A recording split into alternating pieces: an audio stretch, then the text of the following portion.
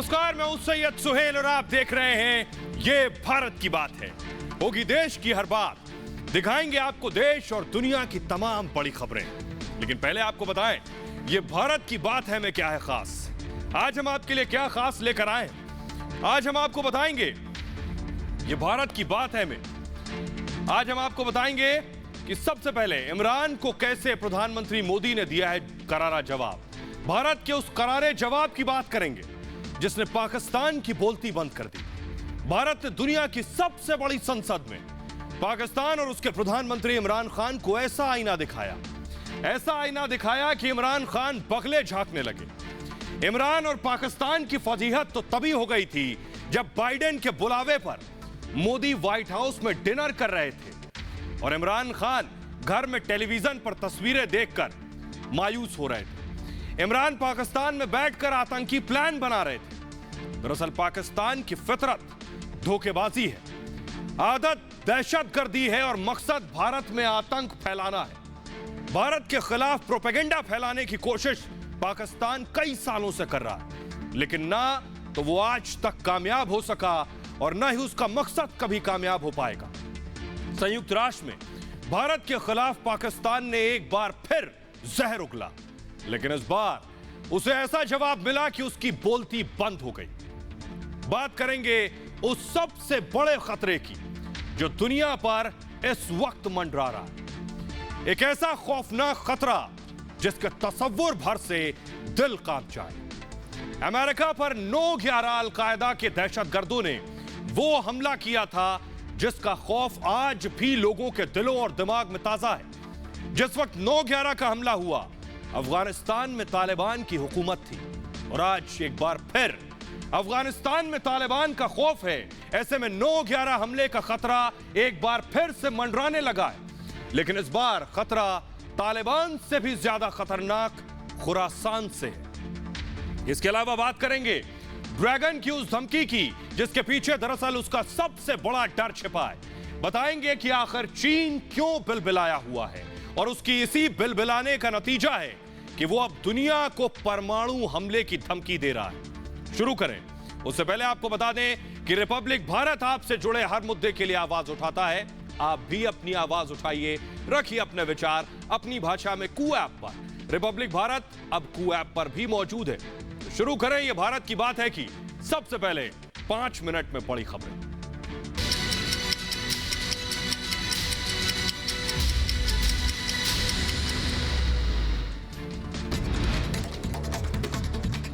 UN के मन से पाकिस्तान पर प्रधानमंत्री मोदी का सीधा प्रहार का आतंकवाद को कुछ लोग बना रहे राजनीतिक हथियार। अफगानिस्तान के हालात का आतंकवाद के लिए ना हो इस्तेमाल।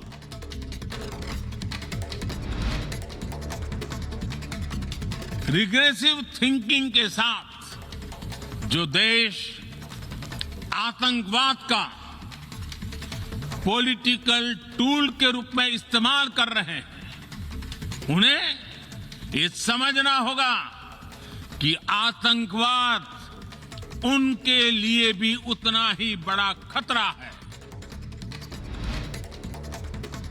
बिना नाम लिए चीन पर प्रधानमंत्री मोदी ने साधा निशाना, कहा विस्तारवाद की सोच पर लगाम लगाने की जरूरत। समंदर है हमारी साझा विरासत, समंदर इस्तेमाल करें, दुष्प्रयोग नहीं। हमारे समंदर अंतर्राष्ट्रीय व्यापार की लाइफलाइन भी है।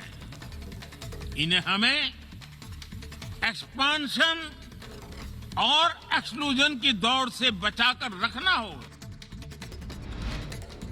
प्रधानमंत्री मोदी की संयुक्त राष्ट्र को नसीहत, कहा यूएन की प्रासंगिकता बनाए रखने की जरूरत। अफगानिस्तान और कोरोना संकट ने संयुक्त राष्ट्र पर खड़े किए गंभीर सवाल। संयुक्त राष्ट्र को खुद को प्रासंगिक बनाए रखना है तो उसे अपनी इफेक्टिवनेस को सुधारना होगा। संयुक्त राष्ट्र के मंच से प्रधानमंत्री मोदी ने दिया दुनिया को मंत्र, का भारत की प्रगति होगी तो विश्व के विकास को मिलेगी गति। लोकतंत्र की जननी है भारत।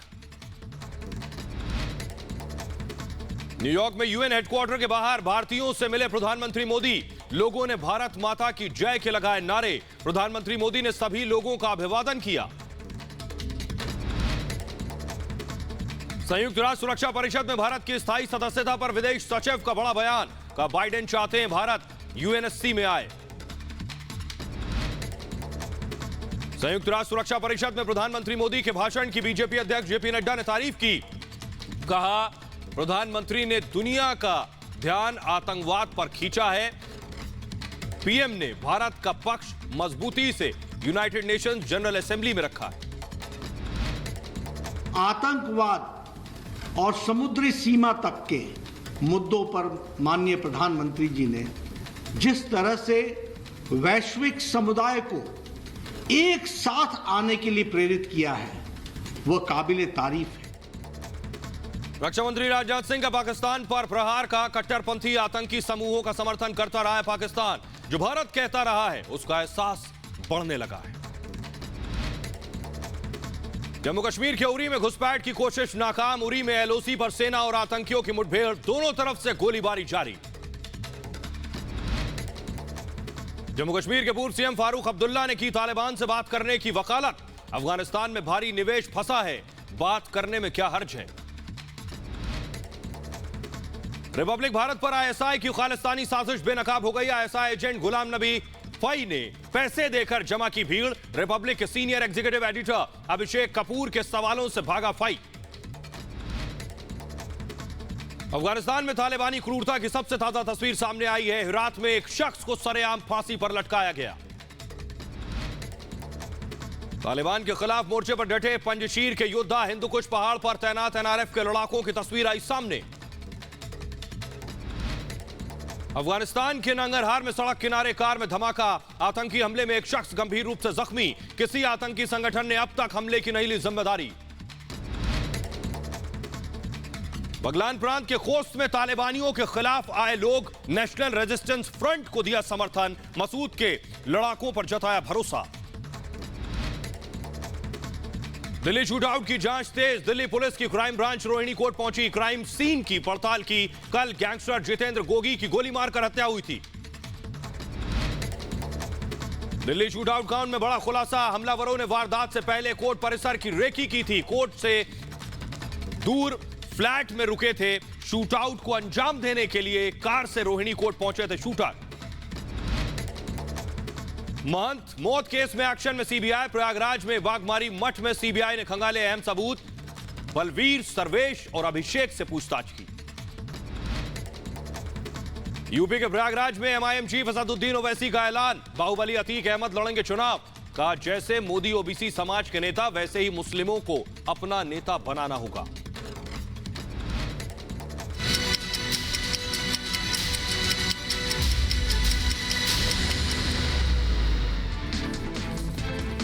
और आइए अब बात करने जा रहे हैं आज की सबसे बड़ी खबर की। और सबसे पहले बात करेंगे प्रधानमंत्री नरेंद्र मोदी का। इमरान को मोदी पछाड़। जी हां, और वो भी दुनिया की सबसे बड़ी संसद में, यूनाइटेड नेशंस में। जी हां, प्रधानमंत्री नरेंद्र मोदी। यह देखिए वो तस्वीरें जब यूएन में पहुंचे प्रधानमंत्री मोदी। और इसी वक्त का इंतजार पूरा हिंदुस्तान कर रहा था कि प्रधानमंत्री नरेंद्र मोदी इमरान खान के आरोपों का जवाब कब और कैसे देंगे। प्रधानमंत्री ने किस अंदाज में जवाब दिया आपको बताएंगे, लेकिन पहले वो तस्वीर दिखाता हूं मैं आपको। इमरान खान इससे पहले बीती रात लगभग 3 बजे के आसपास यूनाइटेड नेशन जनरल असेंबली में वीडियो के जरिए उन्होंने संबोधित किया था और हिंदुस्तान पर अनर्गल झूठे आरोप और इल्जाम लगाए थे। लेकिन प्रधानमंत्री नरेंद्र मोदी ने क्या जवाब दिया, ये आपको दिखाता हूं जरा। देखिए जरा, इमरान के सवाल, आरोप और उस पर हिंदुस्तान का जवाब, और ऐसा जवाब जो इमरान की पुश्ते याद रखेंगी। देखिए जरा क्या इमरान ने कहा और भारत ने क्या जवाब दिया। जल्दी से मैं आपको दिखा रहा हूं। देखिए जरा दोनों तरफ। इमरान ने कहा, तालिबानी सरकार के साथ दुनिया खड़ी हो, यह इमरान का कहना था। प्रधानमंत्री नरेंद्र मोदी ने यूनाइटेड नेशन जनरल असेंबली में कहा, आतंक को राजनीतिक हथियार बनाना खतरनाक है। यह सीधा हमला इमरान खान पर था। इसके अलावा मैं आपको बताऊं, इमरान ने कहा अफगानिस्तान संकट का असर घातक होगा। यानी अफगानिस्तान में अगर मानवीय संकट होगा तो इसका असर यह होगा कि दुनिया में आतंकवाद फैलेगा। इस पर भारत ने कहा आतंक के लिए अफगानिस्तान का इस्तेमाल ना हो। सीधे सीधे यह इमरान को चेतावनी थी। इससे पहले इमरान खान ने कहा कश्मीर में भारत ने अवैध कदम उठाए हैं। यह इमरान खान ने यूएन में कहा।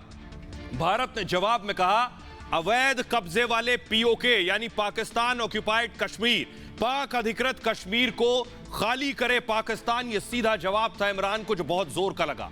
इमरान ने इसके अलावा कहा कश्मीर में मानवाधिकार का उल्लंघन हो रहा है। इमरान को कश्मीर याद आ रहा था यूनाइटेड नेशंस में, और लगभग 5-6 मिनट तक कश्मीर पर बोला, लेकिन भारत ने भी बख्शा नहीं।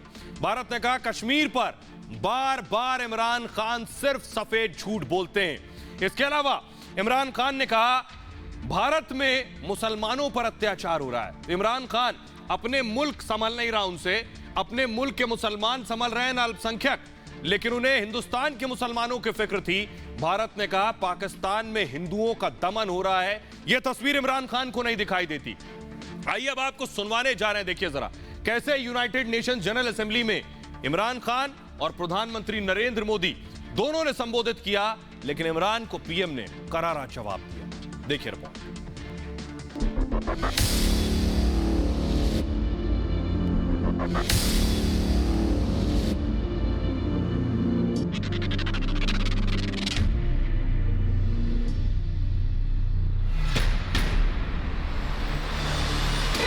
इमरान को पीएम मोदी का तमाचा।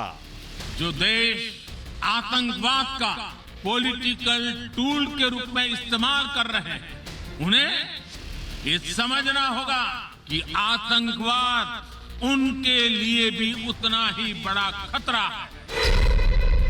मोदी के थप्पड़ से घबराया इमरान कि ओशन रिसोर्सेज को हम यूज करें, एब्यूज नहीं। प्रधानमंत्री मोदी का इमरान पर ऑल आउट अटैक। अफगानिस्तान की धरती का इस्तेमाल आतंकवाद फैलाने और आतंकी हमलों के लिए न हो। यूनाइटेड नेशंस की जनरल असेंबली में प्रधानमंत्री मोदी ने इमरान को ऐसा झन्नाटेदार दिया, ऐसा झन्नाटेदार जवाब दिया कि इमरान की पुश्तें याद रखेंगी। महासभा की इस बैठक में मोदी ने इमरान की जमकर क्लास लगाई। दरअसल कुछ घंटे पहले इमरान ने यूएन की बैठक में खूब लफाजी की थी और भारत के खिलाफ जमकर आग उगली थी, लेकिन चंद घंटे बाद ही पीएम मोदी ने इमरान को आईना दिखा दिया। Terrorism has been associated with Islam by some quarters. This has increased the tendency of right-wing, xenophobic and violent nationalist, extremists and terrorist groups to target Muslims. Afghanistan की धरती का इस्तेमाल आतंकवाद फैलाने और आतंकी हमलों के लिए न हो। हमें इस बात के लिए भी सतर्क रहना होगा कि वहां की नाजुक स्थितियों का कोई देश अपने स्वार्थ के लिए एक टूल की तरह इस्तेमाल करने की कोशिश न करें। और आइए अब हम इमरान के हर झूठे आरोप की पोल खोलने जा रहे हैं, और बाकायदा उनको आईना दिखाने के साथ। सबसे पहले हम बताएंगे आपको तालिबान का समर्थन और हिंदुस्तान का करारा जवाब। जी हां, सबसे पहले आपको सुनवाने जा रहे हैं इमरान ने कैसे तालिबान का समर्थन किया, उस तालिबान का जिसकी असली शक्ल भी हम आपको दिखाएंगे। पहले सुनिए जरा इमरान का कैसे यह कहना है कि पूरी दुनिया तालिबान के साथ आकर खड़ी हो जाए, तालिबान सरकार को आगे बढ़ाए और स्थिर करे। सुनिए जरा इमरान खान को। There is only one way to go. We must strengthen this current government, stabilize it for the sake of the people of Afghanistan. If the world community incentivizes them, encourages them to walk this talk, it will be a win-win situation for everyone. That this is a critical time for Afghanistan. You cannot waste time. Help is needed there. Humanitarian assistance has to be given there immediately. भयावह तस्वीर। क्या ऐसे तालिबान के साथ कोई खड़ा होगा जो सड़कों पर लोगों को पीट रहा हो, भीड़ को पीट रहा हो? क्या ऐसे तालिबान के साथ दुनिया का कोई देश आकर कदम मिलाएगा, उसकी स्टेबिलिटी के बारे में बात करेगा जो इस तरह लोगों को पीट रहा हो? ये देखिए गाड़ियों में भर भर कर ले जा रहा हो। ये आतंकी हैं, ये आतंकी हैं। इनसे आप मानवता की और ह्यूमैनिटी की ना बात कर सकते हैं ना उम्मीद कर सकते हैं। इसीलिए इमरान खान को प्रधानमंत्री नरेंद्र मोदी ने भी आईना दिखाया। सुनिए जरा इस पर पीएम का जवाब क्या था। कि अफगानिस्तान की धरती का इस्तेमाल आतंकवाद फैलाने और आतंकी हमलों के लिए न हो, हमें इस बात के लिए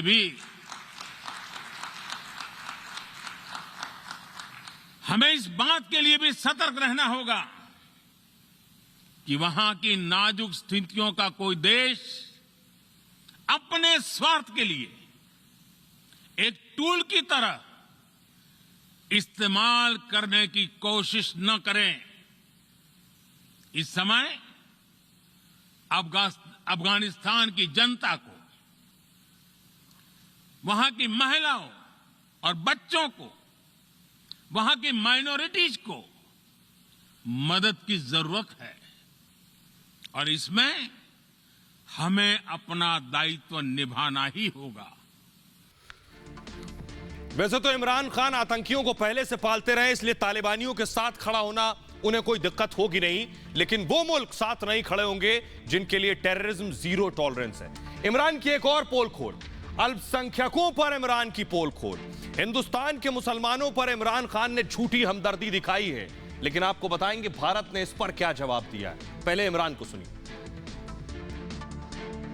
The worst and most pervasive form of Islamophobia now rules India.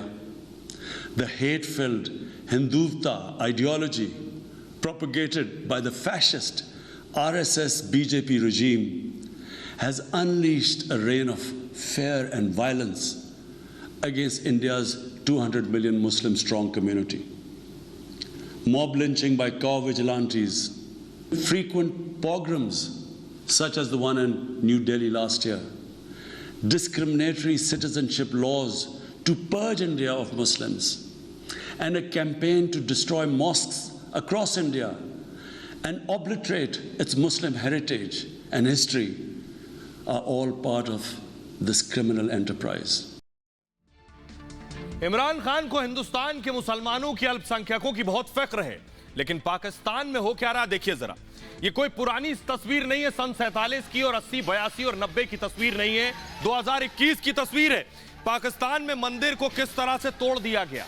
Imran Khan को यह फिक्र है पाकिस्तान में अल्पसंख्यकों की, यह तस्वीर बता रही है, लेकिन हिंदुस्तान के मुसलमानों की जुबानी जमा खर्च आपने सुना। ये एक तस्वीर है किस तरह मंदिर को तोड़ा गया। एक और तस्वीर दिखाऊं मैं इमरान की हकीकत, ये देखिए जरा किस तरह वहां पाकिस्तान में हिंदुओं को बेरहमी से पीटा गया। पुलिस पीट रही है, बेवजह पीट रही है।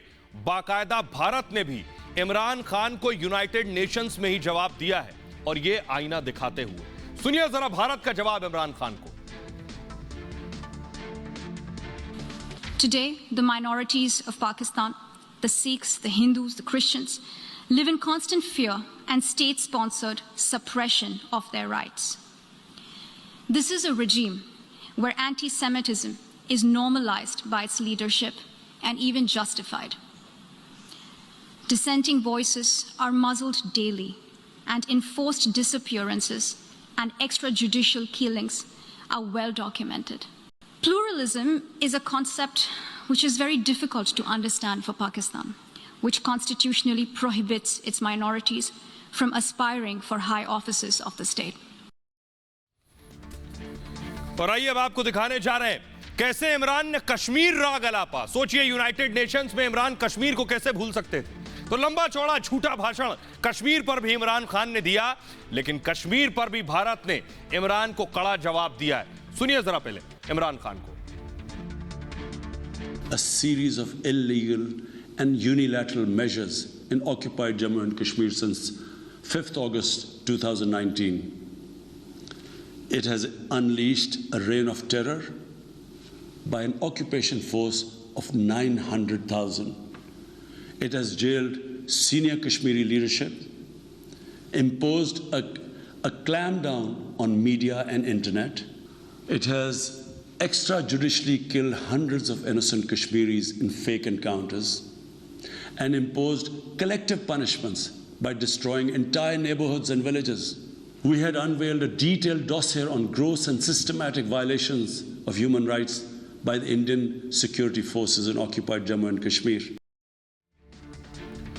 अब सोचिए जरा, इमरान खान को कश्मीर की फिक्र है, कश्मीर के मुसलमानों की फिक्र है, हिंदुस्तान के मुसलमानों की फिक्र है, लेकिन आप जानते हैं ये कहां के मुसलमान हैं? ये उनके पड़ोसी मुल्क, उनके यार चीन के उइगर मुसलमान हैं जिनको देखिए कैसे अत्याचार उन पर किया जा रहा है। इन्हें डिटेंशन कैंप में रखा जाता है, इन पर रोजा रखने की पाबंदी है, इनको कोई भी अपने धर्म से जुड़े कार्य करने पर पाबंदी है। यह अत्याचार इनके ऊपर बेरहमी से, खुलेआम धड़ल्ले से चीन करता है। लेकिन इमरान खान की जुबान इस पर नहीं खुलती, न चीन के सामने न यूनाइटेड नेशंस के सामने। इमरान को यहां इमरान की झूठी हमदर्दी की पोल खुल जाती है और यही करारा जवाब भारत ने भी इमरान को दिया है। देखिए जरा यूनाइटेड नेशंस में, संयुक्त राष्ट्र में इस पर क्या कहा हिंदुस्तान ने, सुनिए।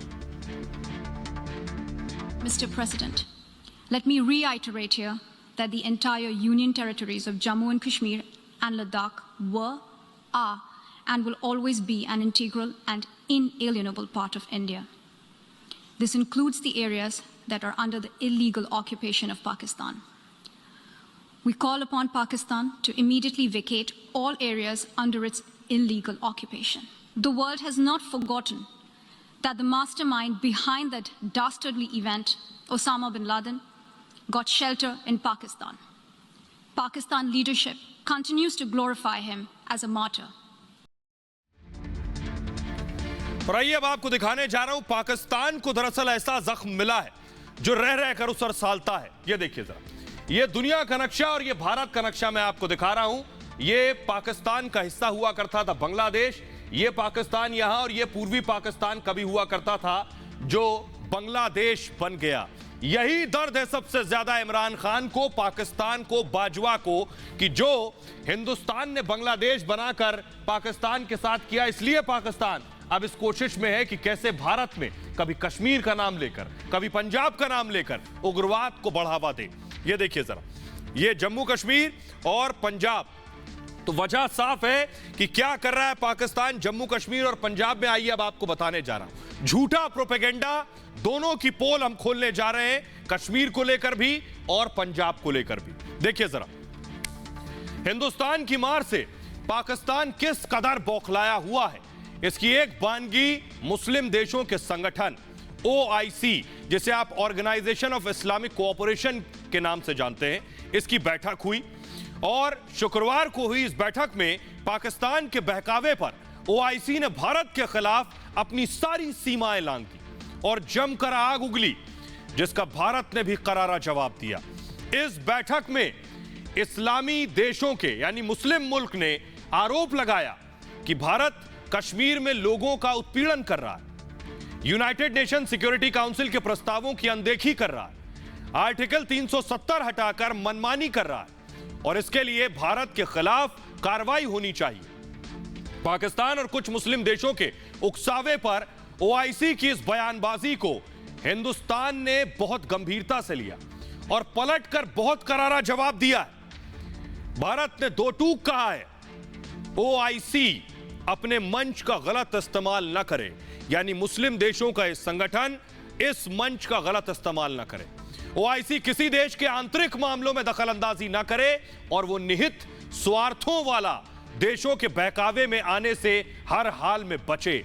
भारत ने सीधे सीधे पाकिस्तान पर उंगली उठाते हुए मुस्लिम देशों को यह जवाब दिया। दरअसल भारत जैसे बड़े लोकतांत्रिक और धर्मनिरपेक्ष देश की तरक्की से दुनिया के ज्यादातर देश जलते हैं और खासकर पाकिस्तान और तुर्की जैसे मुस्लिम बहुल देश। लेकिन जिस दिन OIC मुस्लिम देशों के संगठन ने भारत पर ऐसे आरोप लगाए, उसी दिन ब्रिटेन के एक सांसद ने जम्मू कश्मीर पर पाकिस्तान जैसे देशों की सच्चाई सबके सामने ला दी। सुनिए।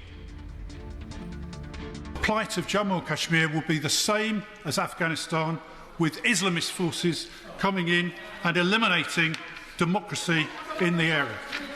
It is only the Indian army and the sound footing of the Indian military democracy that has stopped the region of Jammu and Kashmir, short of resembling the Taliban-occupied Afghanistan.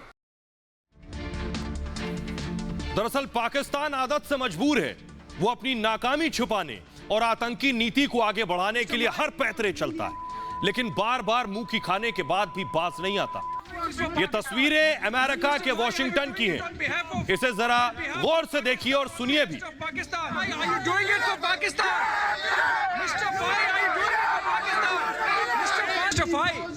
Mr. Fai, you are doing this for Pakistan. दरअसल ये पाकिस्तान की साजिश का बड़ा सबूत है। भारत की सख्त नीति और प्रधानमंत्री मोदी की लोकप्रियता से पाकिस्तान इस कदर बौखलाया हुआ है कि उसकी खुफिया एजेंसी ISI ने खालिस्तान के समर्थन में भारत के खिलाफ प्रदर्शन की साजिश रच डाली। यह अलग बात है कि यह भाड़े की भीड़ थी और जिसे रिपब्लिक मीडिया ने मौके पर भी बेनकाब कर दिया।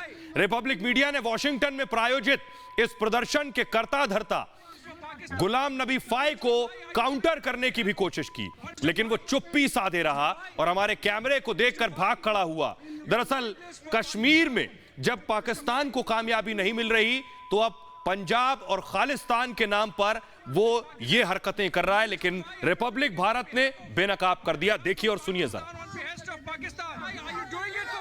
जब भारत के प्रधानमंत्री नरेंद्र मोदी के स्वागत के सत्कार के लिए भारतीय कम्युनिटी द्वारा यहाँ पे इवेंट ऑर्गेनाइज किया गया था, पीसफुल एक इवेंट था, उसमें ये खालिस्तान नाम के प्रोटेस्टर्स आए और इन्होंने उसकी शांति भंग करने की कोशिश की, पुलिस अरेंजमेंट करना पड़ा। और उस समय हमने देखा एक आदमी को जो सिख नहीं था, ब्राउन कलर के शर्ट और कुर्ते में था शायद, और वो हमें पहचान में आया कि वो कश्मीरी एक्टिविस्ट जो ISI का एजेंट है गुलाम नबी फाई वो है। और एक और है जरीफ खान जो पाकिस्तानी नागरिक है, वो देखिए ग्रीन शर्ट में खड़ा है, टी-शर्ट में, ग्रीन टी-शर्ट में रावत दिखाएं, वो जरीफ खान है। हिजबुल मुजाहिदीन का ओवरग्राउंड नेटवर्क संभालता है, यहाँ अमेरिका में पाकिस्तानी नागरिक है। और ये खालिस्तान प्रोटेस्ट जो है पाकिस्तान की ISI ने ऑर्गेनाइज किया है, इसका एविडेंस है। गुलाम नबी फाई और जरीफ खान दोनों यहाँ पे मौजूद हैं और हमने इनको एक्सपोज कर दिया है। वीडियो जर्नलिस्ट सुरेंद्र रावत के साथ अभिषेक कपूर, वॉशिंगटन DC से रिपोर्ट करते हुए। तो हमारे senior executive editor Abhishek Kapoor ने बेनकाब कर दिया पाकिस्तान की हकीकत की कैसे इस तरह के जो प्रदर्शन होते हैं वो स्पॉन्सर्ड होते हैं, प्रायोजित होते हैं। ISI का आदमी खड़ा है, इससे बात साफ है। बहरहाल आगे बढ़ते हैं। इमरान खान के लिए मुश्किलें कम नहीं है, तालिबान भी अब बराबर से बख्शने के मूड में नहीं है। देखिए जरा, इमरान खान ने कहा था कि कठपुतली सरकार के सहारे अफगानिस्तान नहीं चलेगा। इस पर तालिबान ने देखिए क्या जवाब दिया। तालिबान का कहना है कि इमरान खान खुद कठपुतली है और पाकिस्तान के लोगों ने नहीं चुना है। इससे बड़ा मजाक इमरान खान पर क्या हो सकता है कि तालिबान अब कहने लगा हो। सोचिए, जिस तालिबान ने बंदूक की नोक पर अफगानिस्तान पर कब्जा किया वो भी इमरान खान को कह रहा है कि आप तो कठपुतली हो बाजवा की और सेना की, आपको लोगों ने नहीं चुना है। आगे देखिए जरा, इमरान खान कह रहे थे अफगानिस्तान में समावेशी सरकार हो। तालिबान का कहना है सरकार में किसी का हस्तक्षेप स्वीकार नहीं है, चाहे वो इमरान खान ही क्यों ना हो। इमरान खान ने कहा तालिबान मानवाधिकार का ख्याल रखे, तो तालिबान ने कहा पाकिस्तान अपने गिरेबान में झांक कर देखे। इमरान को इससे बड़ा करारा तमाचा और जवाब क्या होगा। इमरान खान को यह जवाब तालिबान के गले नहीं उतर रहे हैं और नींद नहीं आ रही है सुनने के बाद। बहरहाल आगे बढ़ते हैं और अब आपको दिखाने जा रहा हूं मैं कि कैसे ड्रैगन की परमाणु धमकी, जी हां, कल प्रधानमंत्री नरेंद्र मोदी मिले क्वाड बैठक में। इसके अलावा ऑकस पर जो एक नया गुट बना है, यह सबसे ज्यादा परेशान कर रहा है जिनपिंग को, और इतना परेशान कि चीन अब परमाणु हमले की धमकी दे रहा है। देखिए जरा रिपोर्ट।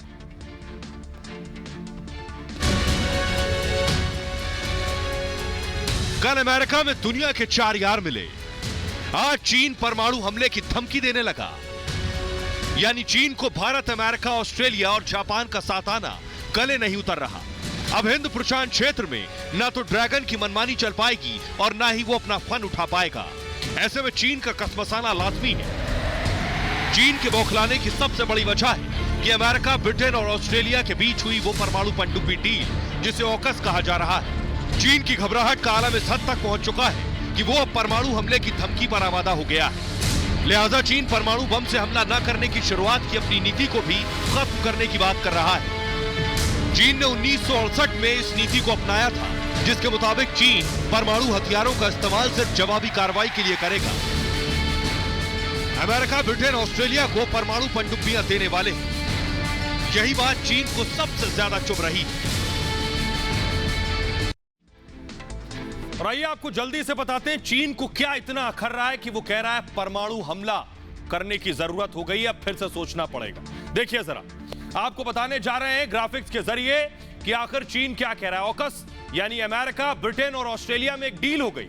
चीन ने कहा यह डील चीन के खिलाफ दरअसल गुटबाजी है।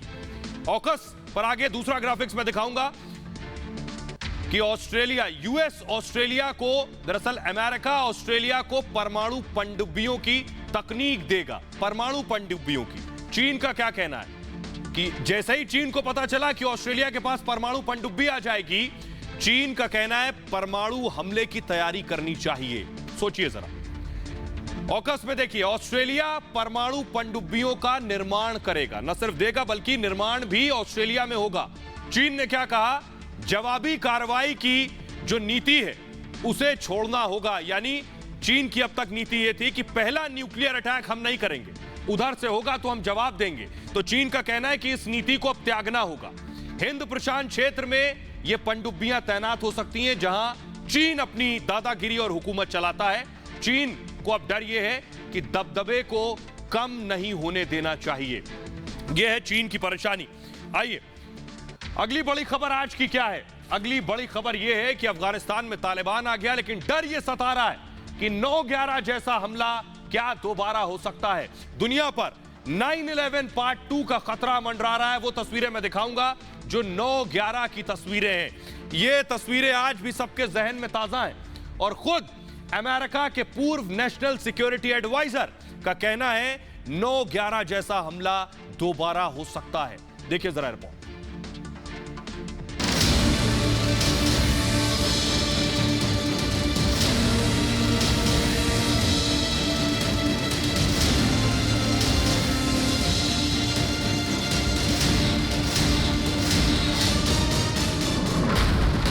दुनिया पर 9/11 पार्ट 2 का खतरा।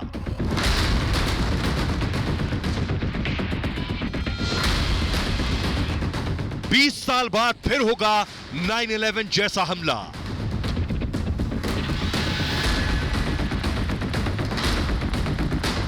आतंक का नया module, ISS Khorasan.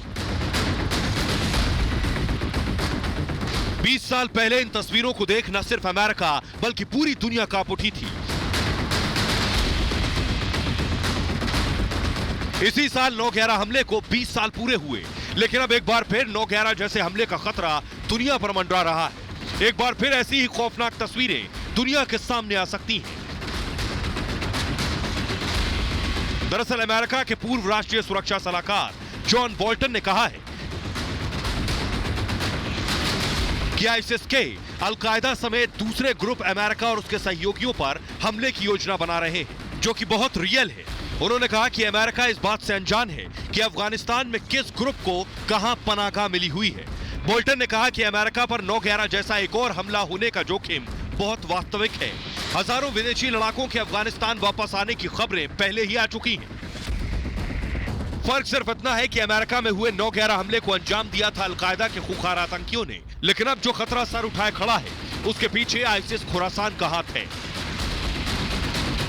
The Taliban that we're dealing with in Afghanistan is very much the same Taliban that was in charge of Afghanistan on 9/11.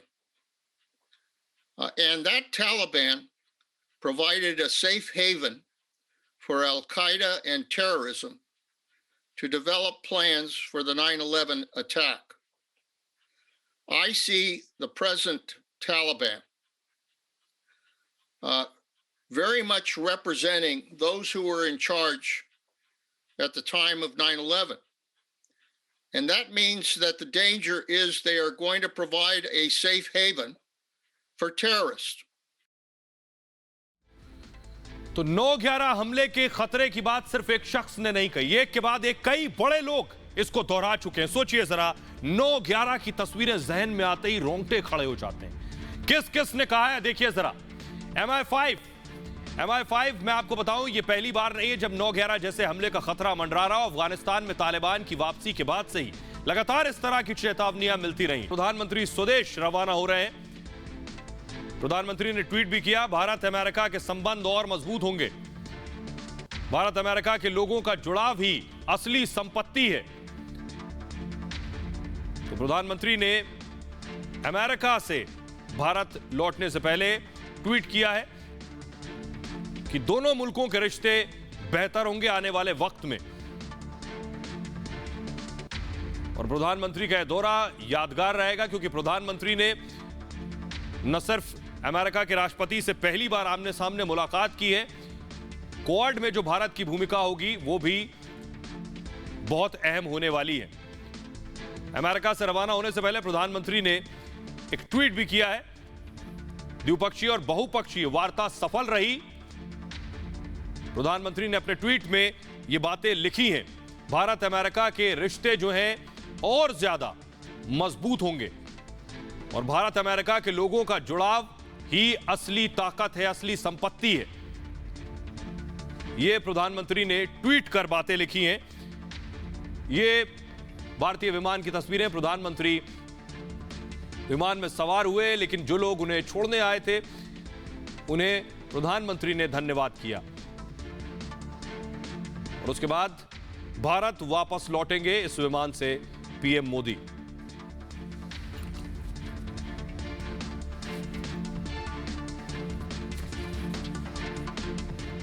ये भारत की बात है में इतना ही। अपना बहुत ख्याल रखिए।